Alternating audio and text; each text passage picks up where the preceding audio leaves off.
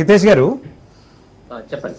హితేష్ గారు యాక్చువల్గా ఇప్పుడు ఏదో డిఎన్ఏ టెస్ట్లు అన్నారు. యాక్చువల్గా మరి బేసిక్గా ఇప్పుడు సార్ చెప్పినట్టుగా ఇన్ని రకాలైనటువంటి లీగల్ ఇంప్లికేషన్స్ ఉన్నటువంటి ఈ నేపథ్యంలో మరి ఇండియాలో ఈ సరోగసీ మార్కెట్ గత 2.5 దశాబ్దాల నుంచి కూడా సుమారు 2002వ సంవత్సరం నుంచి కూడా ఒక కేస్ స్టడీ దగ్గర నుంచి కూడా ఈ ఇన్సిడెంట్ స్టార్ట్ అయిందని చెప్పి మనకు ఆధారాలు ఉన్నాయి.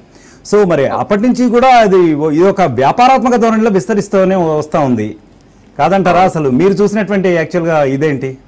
ఇది వ్యాపారమే అండి. ఇప్పుడు వ్యాపారం లాగానే తయారవుతుంది. అంటే ఇప్పుడు చాలా ఐవీఎఫ్ సెంటర్స్ అందరు అడ్వాంటేజ్ తీసుకుంటుండ్రు కస్టమర్స్ ది. ఇప్పుడు వాళ్ళకి అంటే పిల్లలు ఉండాలని ఉంటది.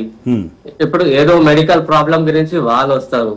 సో వాళ్ళ ప్రాబ్లం తో వీళ్ళు అడ్వాంటేజ్ తీసుకోవడం రాంగ్ అండి. అది ఇప్పుడు డిఎన్ఏ టెస్ట్ వచ్చింది అని ఇప్పుడు తెలుస్తుంది.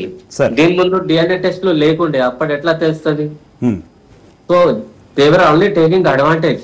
ఇప్పుడు వాళ్ళకి కస్టమర్ కి డ్యూప్ చేసి అమౌంట్స్ తీసుకొని వేరే వాళ్ళ దగ్గర నుంచి child trafficking, that is also big problem. వేరే చైల్డ్ తీసుకొని వాళ్ళకి ఇచ్చిన తర్వాత దట్ ఈస్ యువర్ చైల్డ్ అంటే దట్ ఈస్ ఆల్సో రాంగ్ కదా అండి. వాళ్ళకి బయాలజికలీ పేరెంట్హుడ్ కావాలి ఎవరు వచ్చిన వాళ్ళకి.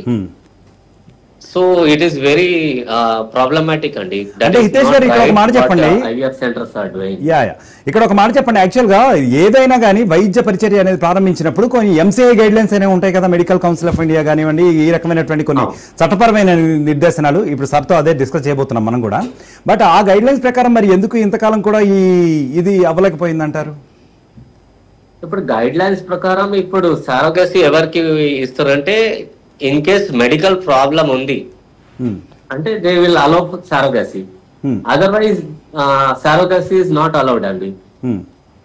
సో ఇప్పుడు లూపోల్స్ ఉన్న ఇప్పుడు లాస్ లో లూపోల్స్ తీసుకొని సరోగసీ యూజ్ చేసి చేయడం అది రాంగ్ అండి. ఇది